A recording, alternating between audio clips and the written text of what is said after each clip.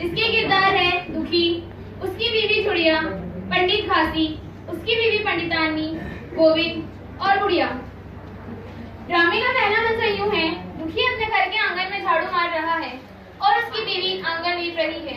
तो लीजिए पेश खिदमत है ड्रामा निजात। तू जाकर पंडित बाबा से कहेगा, ऐसा ना हो कहीं चले जाए। हाँ जाता हूँ, लेकिन ये तो सोच बैठेंगे किस चीज पर। कहीं से कोई खटिया ना मिल जाएगी, ठाकुरानी से मांग लाना। तू तो कभी कभी ऐसी बात कह देती है कि बदन में आग लग जाती है।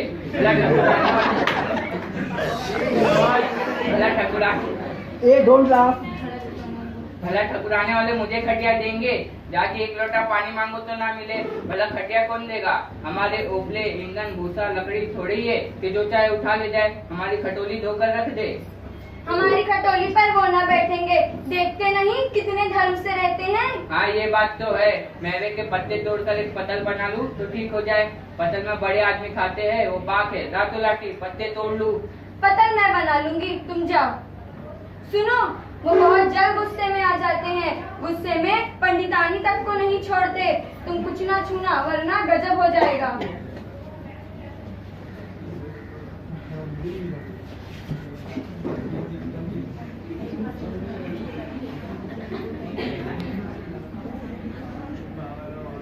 आज कैसे चला आया रे दुखिया? सगाई कर रहा है महाराज, आज तक कुछ विचारना है, कब मर्जी होगी? आज तो मुझे छुट्टी नहीं है, शाम तक आ जाऊंगा। नहीं महाराज, जल्दी मर्जी हो जाए, सब सामान ठीक करके आया हूँ। ये घास कहाँ रख दूँ? घास उस गैया के सामने डाल दो, झाड़ू उठाकर दरवाजा साफ कर देना। ये बैठकी भी कई दिनों से नहीं लीपी गई है, इसे भी गोबर से लीप देना। तब तक मैं भोजन कर लेता हूँ, फिर आराम करके शाम तक चलूंगा। और हाँ, वो लकड़ी पड़ी है ना, उसे भी चीर देना। 4 खांची भूसा खलियान में पड़ा है, उसे भी उठा लाना, समझे?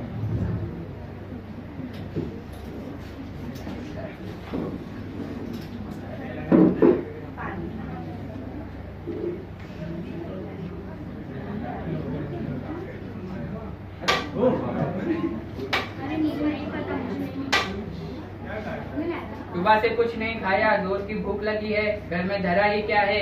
घर यहाँ से मील भर है, वहाँ खाने चला गया तो पंडित जी बिगड़ जाएंगे। अगर एक चिलम और तम्बाकू मिल जाता तो शायद कुछ ताकत आ जाती। चिलम और तम्बाकू, यहाँ चिलम और तम्बाकू कहाँ मिलेगा? ब्राह्मणों का गांव है, ब्राह्मण हम नीचा की तरफ थोड़ी तम्बाकू पीते हैं। हाँ याद आया, गोविंद क्या जरूर चिलम मिल जाएगी।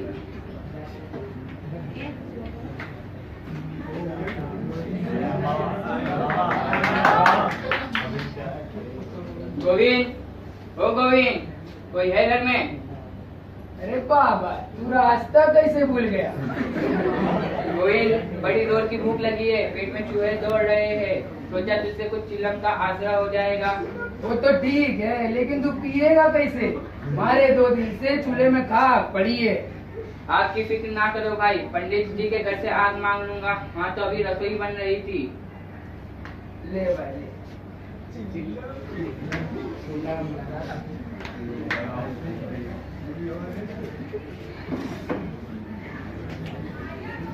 मालिक, जरा सी आग मिल जाए तो चिलम पी ले। ये कौन आदमी आग मांग रहा है? हाँ तो दे दो। तुम्हें तो जैसे पूरी फेर के फेर में धर्म गुरु की सुध भी ना रही।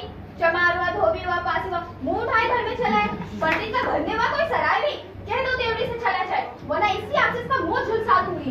बड़ा है आग मांगने वाला। अंदर आ गया तो क्या हुआ? तुम्हारी कोई चीज तो नहीं छुई, जमीन पाक है। जरा सी आग क्यों नहीं दे देती? आखिर काम हमारा कर रहा है। यही लकड़ी अगर कोई लकड़हारा फाड़ता, कम से कम 4 आने लेता। वो घर में आया ही क्यों? बदकिस्मती ससुरे की। इस वक्त तो आग दे देती हूँ, लेकिन फिर जो इस घर में आया तो इसी आग से इसका मुंह झुलसा दूंगी।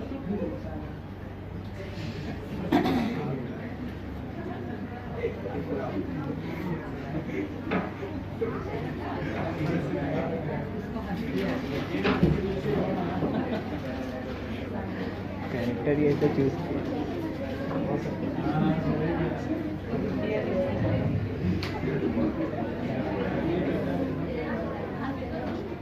ये ले।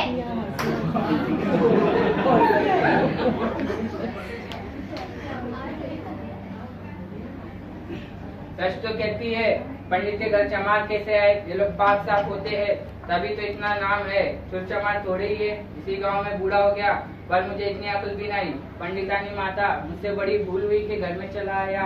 चमार की अकल यही तो ठहरी, इतने मूर्ख ना होते तो सबकी लाज क्यों खाते। ये एक पाक ब्राह्मण के घर को नापाक करने का नतीजा है। भगवान ने कितनी जल्दी सजा दे दी। एक पाक ब्राह्मण के घर को नापाक करने का नतीजा है, भगवान ने कितनी जल्दी सजा दे दी। इसलिए तो दुनिया पंडितों से डरती है और सबके रुपए मारे जाते हैं। भला ब्राह्मण के रुपए कोई मार तो ले, घर भर का सत्यानाश हो जाए और हाथ पांव गल गल कर गिरने लगे।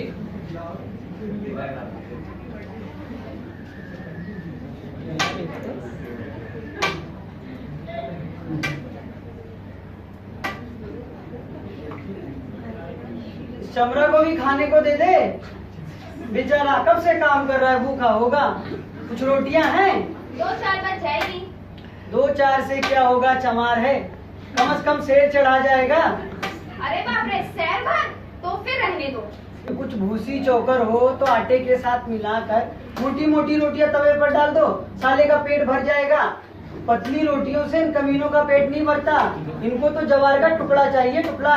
अब जाने भी दो, मरे धूप में।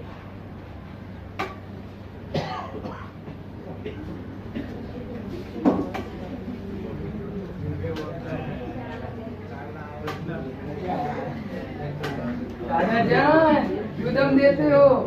तुम्हारे बटे ये गांठ ना बटेगी। यहाँ गलतान होते हो। भाई अभी गाड़ी पर भूसा ढोना है। कुछ खाने को मिल गया, ये खाली काम नहीं कराना जानते, जाकर मांगते क्यों नहीं? तुम भी कैसी बातें करते हो? भला ब्राह्मण की रोटी हमको पचेगी? भाई पचने को तो पच जाएगा, मगर मिले तो खुद तो मुँह चो परताव देकर आराम से खाना खाया और अब आराम से सो रहे हैं। और तुम्हारे लिए लकड़ी पाड़ने का हुक्म लगा दिया। जमींदार भी कुछ खाने को देते हैं, ये तो इनसे भी बढ़ गए और इस पर धर्मात्मा बनते हैं। भाई आहिस्ता बोलो, सुन लेंगे तो बस।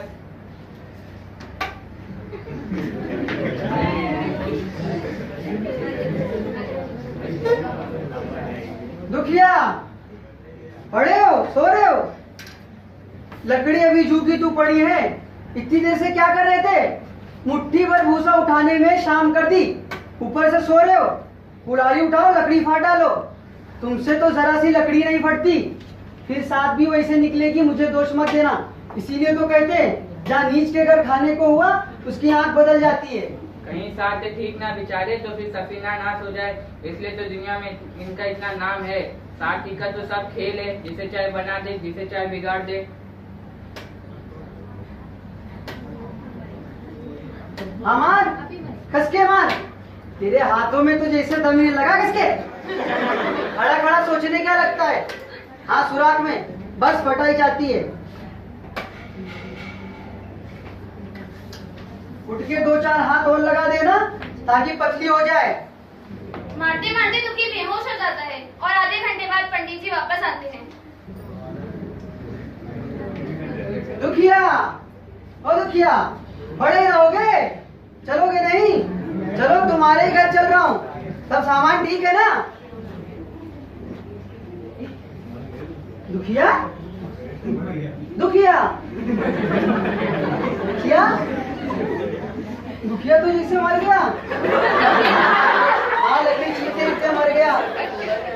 अब क्या होगा? चमड़े में कह रहा बेचो, मुर्दा उठा ले जाए। मुर्दा क्यों नहीं उठाते?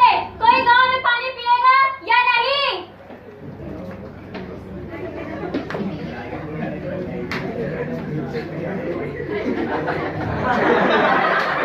मुर्दा उठाने मत जाना, अभी पुलिस की तहकीकात होगी। दिल लगी है, एक गरीब की जान ले ली। पंडित होंगे तो अपने घर होंगे, लाश उठाओगे तो साथ में तुम भी पकड़े जाओगे। गोविंद के जाने के बाद पंडित जी समरौटे में लोगों को लाश उठाने के लिए तैयार करते हैं, लेकिन कोई तैयार नहीं होता। इतने में दुखी की बीवी और गांव वाले रोने के लिए आ जाते हैं। हे भगवान,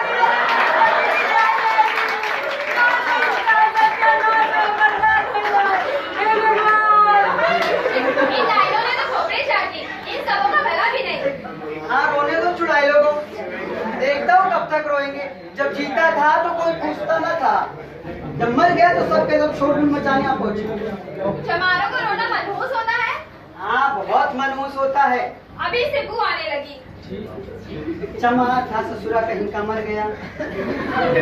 इन सबको तो खाने पीने में कोई विचार ही नहीं रहता। इन सबको तो नफरत भी मालूम नहीं होती। हाँ, सबके सब भ्रष्ट है। रात हो गई, चमारनी भी रो पीट कर चली गई। बदबू फैलने लगी। पंडित जी ने एक रस्सी निकाली, उसका फंदा बनाकर मुर्दे के पैर में डाला और फंदे को खींच कर कस दिया और रात के अंधेरे में लाश को घसीट घसीट कर गांव के बाहर ले गए।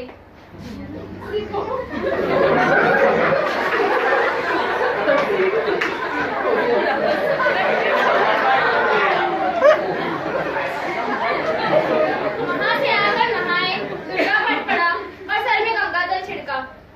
उधर दुखी की लाश को खेत में गीदड़, गीद और कौवा नोच रहे थे। यही इसकी तमाम